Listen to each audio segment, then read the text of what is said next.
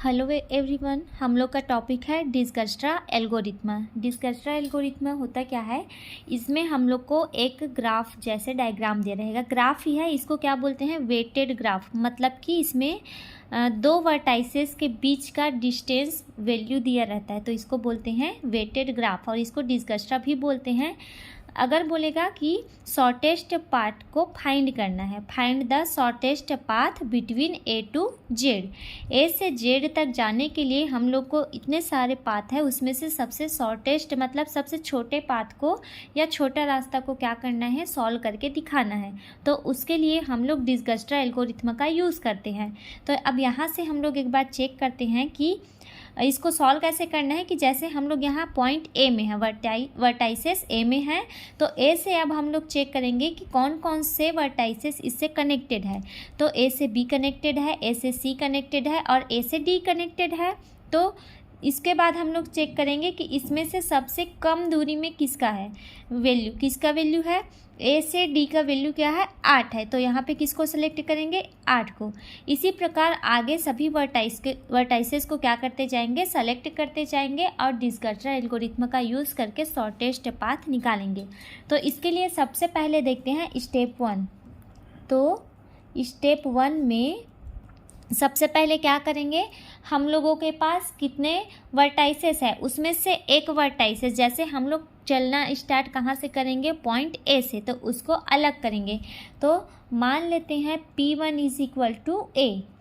तो अगर P1 is equal to ए है तो T1 इज इक्वल टू हो जाएगा B C D E F Z। T1 का मतलब क्या हो गया कि हम लोग जब A1 में है, सॉरी ए में है, तो इसको क्या किए हैं, अभी हम लोग का पॉइंट ए में है, तो ए से बी का, ए से सी का, ए से डी का, ए से ई, ए से एफ और ए से जेड, इतने का क्या निकालना है, डिस्टेंस निकालना है। तो वो सब किस में चला जाएगा, T1 में। और P1 में क्या होगा, जिस पॉइंट में हम लोग खड़े हुए हैं, या हम लोग का जो पॉइंटर है, या हम लोग का जो वर्टाइसेस है, जहाँ से हम लोगों को बाकी वर्टाइसेस का डिस्टेंस निकालना है। अब इसको डिनोट कैसे करते हैं, तो सबसे पहले क्या लिखेंगे, इधर जो T1 में जितने वैल्यू हैं उसको ऐसे लिखेंगे, एल ऑफ बी, एल मतलब कि length of B, L of C, L of D, L of E, L of F, L of Z. अब देखते हैं इसमें वैल्यू। तो अब ए से बी के बीच का डिस्टेंस देखते हैं। तो यहाँ पे ए से बी का डिस्टेंस है 22, तो इसको लिखेंगे 22। ए से सी का डिस्टेंस कितना है, 16 है। ए से डी का डिस्टेंस 8 है। अब यहाँ पे देखते हैं ए से ई का डिस्टेंस, तो ऐसे इसको 22 + 2 ऐसे नहीं लेना है, जो इस वर्टाइसेस से डायरेक्ट जुड़ा है उसका वैल्यू लिखना है। और जो वर्टाइसेस जैसे ई, एफ और जेड डायरेक्ट ए से नहीं जुड़ा है, इसके बीच में और वर्टाइसेस है, तो जो डायरेक्ट नहीं जुड़ा हुआ है उसको हम लोग इनफाइनाइट लेंगे। तो L of E is equal to infinite, L of F is equal to infinite, L of Z is equal to infinite. यहाँ पे जो वर्टाइसेस डायरेक्ट ए से नहीं जुड़ा है उसके डिस्टेंस को क्या लेंगे, इनफाइनाइट लेंगे। और जो वर्टाइसेस डायरेक्ट इससे जुड़ा हुआ है उसका जो वैल्यू क्वेश्चन में दिया है उस डिस्टेंस को लेंगे। अब इतना करने के बाद हम लोग यहाँ पे क्या करेंगे, सबसे मिनिमम पाथ मतलब छोटा रास्ता, तो इसमें जो सबसे छोटा वैल्यू है उसको सेलेक्ट करते हैं। तो यहाँ पे देखते हैं सबसे छोटा वैल्यू क्या है, 8 है। और 8 कौन से वर्टाइसेस का वैल्यू है, डी का। तो यहाँ पे क्या लिखेंगे, डी बिलोंग T1। मतलब अब यहाँ से हम लोग ए में थे, अब ए से कहाँ पहुँच गए, डी में। अब डी से हम लोग सी का, डी से बी का, डी से एफ का, डी से ई का और डी से जेड के बीच का डिस्टेंस देखेंगे। उसके बाद उसमें जो सबसे मिनिमम आएगा उस पॉइंट में जाएंगे। उसके बाद सेम प्रोसेस को रिपीट करते जाएंगे।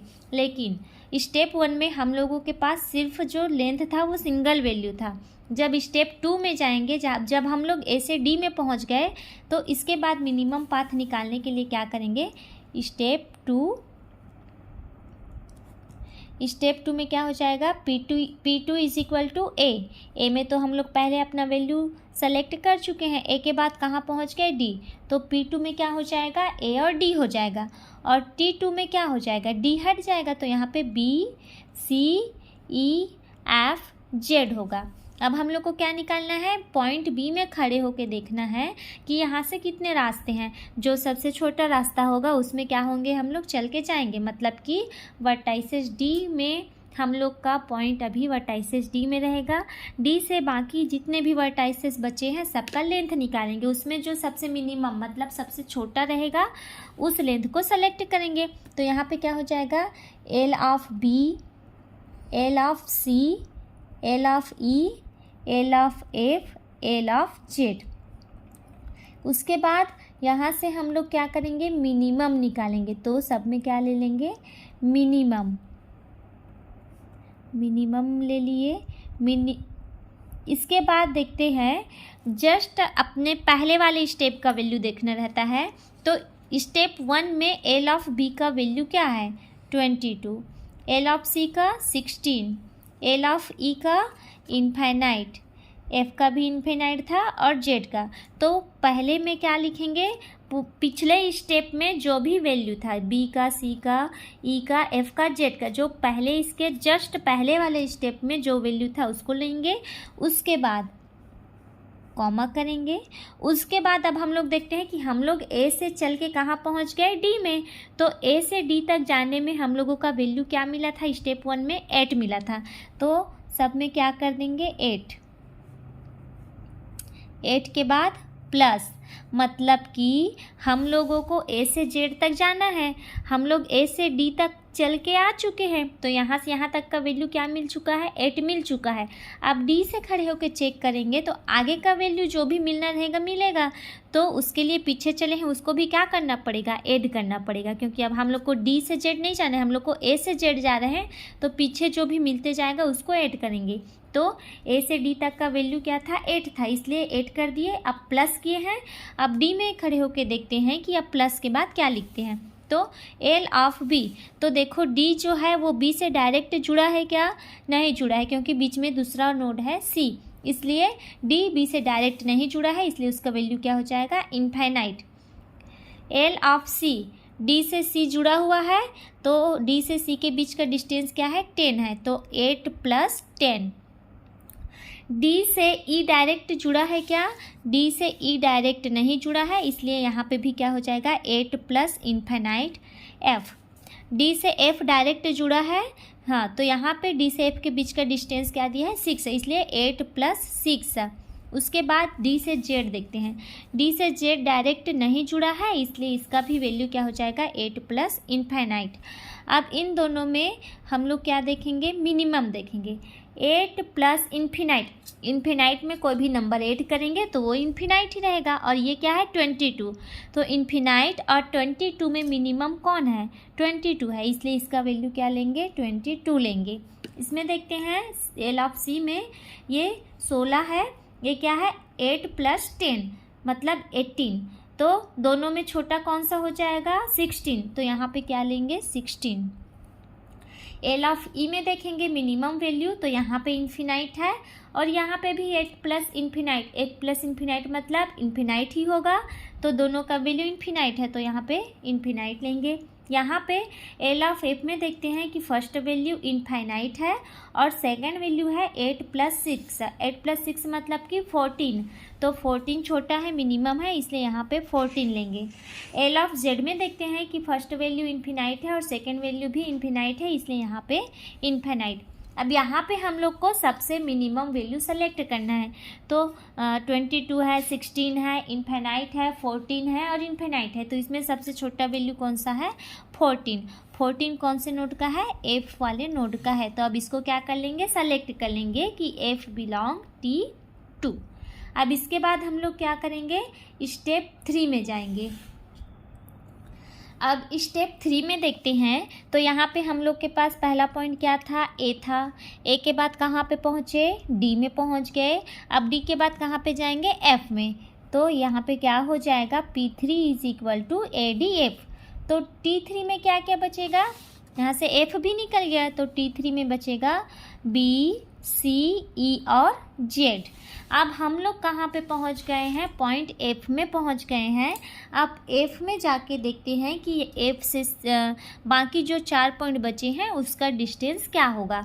तो इसके लिए अब क्या करेंगे, यहाँ पे कौन कौन सा बचा, L of B, L of C, L of E, L of Z. इसके बाद देखते हैं क्या लिखते हैं, मिनिमम, मिनिमम, इसमें भी मिनिमम, सब में मिनिमम वैल्यू लेना रहेगा क्योंकि शॉर्टेस्ट पाथ है, मतलब सबसे छोटा रास्ता। जब हम लोग स्टेप 2 में थे तो हम लोगों ने फर्स्ट में जब वैल्यू रखा यहाँ पे तो किसको देखे, इसके पहले वाले स्टेप को देखे। लेकिन जब हम लोग स्टेप 3 में हैं तो अब यहाँ पे इसका जो वैल्यू लिखेंगे तो इसके लिए इसके जस्ट पहले वाले स्टेप मतलब कि स्टेप 2 को देखेंगे। तो स्टेप 2 में एल ऑफ बी का वैल्यू क्या है, यहाँ पे 22 है तो 22, एल ऑफ सी का 16, एल ऑफ ई का इन्फिनाइट, एल ऑफ जेड का इनफाइनाइट, तो यहाँ पे इन्फिनाइट, फिर क्या कर दिए, कॉमा कर दिए। अब पीछे में देखते हैं कि एल ऑफ एफ का जो मिनिमम, जैसे पिछले वाले में इसका क्या था, एल ऑफ डी का 8 था तो 8 में सबको प्लस किए। अब हम लोग कहाँ पहुँच गए हैं, एफ में पहुँच गए हैं। तो एफ का वैल्यू क्या था, 14 था तो 14 में आगे ऐड करेंगे वैल्यू, तो 14 प्लस प्लस प्लस प्लस। अब इसके बाद हम लोग एफ से बी का डिस्टेंस देखते हैं। अब हम लोग एफ में हैं, एफ से बी के बीच का डिस्टेंस डायरेक्ट जुड़ा हुआ है, एफ से बी कितना है, 7 है। तो यहाँ पे क्या हो जाएगा, 14 प्लस 7। एफ से सी का डिस्टेंस, एफ से सी भी डायरेक्ट जुड़ा है, इसके बीच का डिस्टेंस क्या दिया है, 3, तो 14 प्लस 3। ई का डिस्टेंस, एफ से ई डायरेक्ट नहीं जुड़ा है इसलिए 14 प्लस इनफाइनाइट। और जेड का डिस्टेंस, तो एफ से जेड के बीच का डिस्टेंस 9 है तो 14 प्लस 9। अब क्या करेंगे, दोनों में मिनिमम निकालेंगे। तो इसको देखते हैं, 14 प्लस 7 21 होगा, 21 और ये 22, तो दोनों में मिनिमम क्या होगा, 21 होगा। तो यहाँ पे क्या हो गया, 21।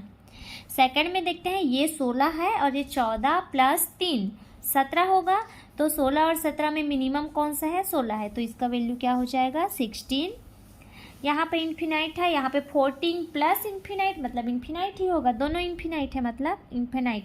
यहाँ पे एक इन्फिनाइट है और दूसरा क्या है, 14 प्लस 9, तो 14 में 9 को प्लस करेंगे तो क्या आएगा, 25 आएगा।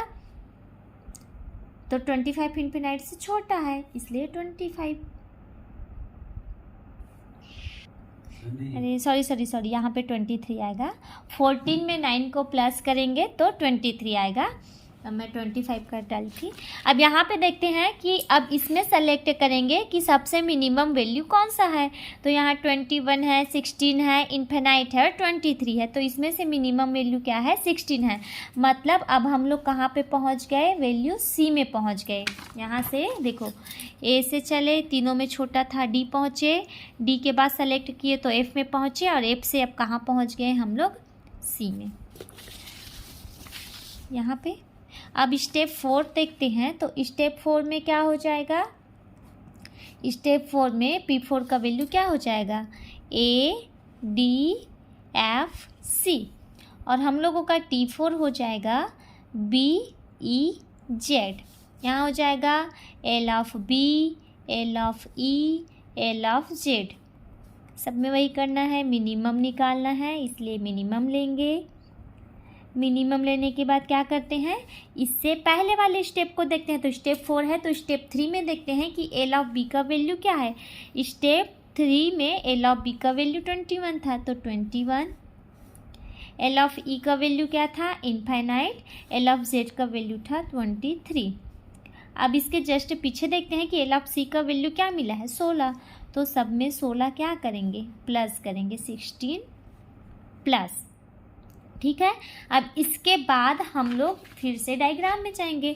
डायग्राम में देखते हैं कि सी से बी के बीच का डिस्टेंस क्या है, 20 है तो 16 प्लस 20। ई का देखना है तो सी से ई के बीच का डिस्टेंस क्या है, 4 है, 4 है तो 16 प्लस 4। जेड का देखते हैं, सी से जेड के बीच का डिस्टेंस 10 है तो 16 प्लस 10। अब इसमें भी क्या करना है, मिनिमम निकालना है। ये तो 21 है और ये 16 + 20, तो 16 + 20 को ऐड करेंगे तो क्या आ जाएगा, 36 होगा। और ये है 21, तो दोनों में मिनिमम क्या है, 21, इसलिए यहाँ पे क्या लेंगे, 21 लेंगे। यहाँ पे इन्फिनाइट है और 16 + 4 क्या होगा, 20 होगा, तो दोनों में मिनिमम क्या हो गया, 20। यहाँ पे देखते हैं 16 + 10 कितना होगा, 26 और यहाँ पे क्या है, 23, तो दोनों में मिनिमम क्या होगा, 23।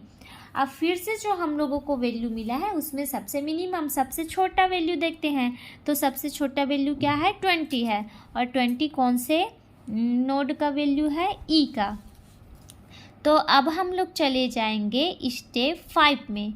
स्टेप 5 में जाएंगे तो P5 क्या हो जाएगा, इसमें ई भी ऐड हो जाएगा, ADFCE। तो हम लोगों का T5 क्या क्या बचा, यहाँ पे बचेगा B और Z, तो L of B L of Z। इसमें मिनिमम। अब इसके बाद ये स्टेप 5 है, तो इसके वैल्यू के लिए कहाँ जाएंगे, स्टेप 4 में। स्टेप 4 में B का वैल्यू, L of B का वैल्यू क्या था, 21 था। L of Z का वैल्यू क्या निकाले थे, 23। लास्ट मतलब इसके जस्ट पीछे में देखते हैं ई का वैल्यू क्या मिला यहाँ, 20, तो 20 प्लस। अब कहाँ जाएंगे हम लोग, डायग्राम में जाएंगे। डायग्राम में अब हम लोग कहाँ पे है, कौन से पॉइंट में है, ई में है। तो ई से एल लेंथ निकालना है, एल मतलब लेंथ, एल ऑफ बी। तो ई से बी के बीच का डिस्टेंस क्या है, 2 है, तो 20 + 2। और जेड का निकालना है, तो ई से जेड के बीच का डिस्टेंस क्या है, 4 है, तो 20 + 4 21 है। और ये 20 + 2 मतलब कि 22, दोनों में मिनिमम कौन है, 21 है, तो यहाँ पे 21 को लेंगे। ये 24 होगा और ये 23, दोनों में मिनिमम क्या है, 23। तो अब यहाँ पे क्या करेंगे, सेलेक्ट करेंगे हम लोग minimum value L of B। अब हम लोग किस में जाएंगे, स्टेप 6 में जाएंगे। स्टेप 6 में क्या हो जाएगा, P6 = ADFCEB। तो हम लोगों का T6 से क्या बचा, Z बचा, तो L of Z = मिनिमम। पिछले स्टेप में Z का क्या वैल्यू निकाले थे, 23, और मिनिमम पाथ क्या निकाले थे, 21 प्लस। अब हम लोग Z का वैल्यू निकालेंगे कहाँ से, B से। तो B से Z के बीच का डिस्टेंस डायरेक्ट नहीं जुड़ा है, इसलिए क्या हो जाएगा, इन्फिनाइट, तो 21 + इन्फिनाइट। अब मिनिमम देखेंगे दोनों में, ये 23 है और 21 + इन्फिनाइट मतलब कि इन्फिनाइट ही होगा, तो दोनों में मिनिमम क्या हो गया, 23। तो यहाँ पे आंसर क्या आएगा कि हम लोगों का जो शॉर्टेस्ट पाथ है वो क्या रहेगा, 23 होगा। Thank you.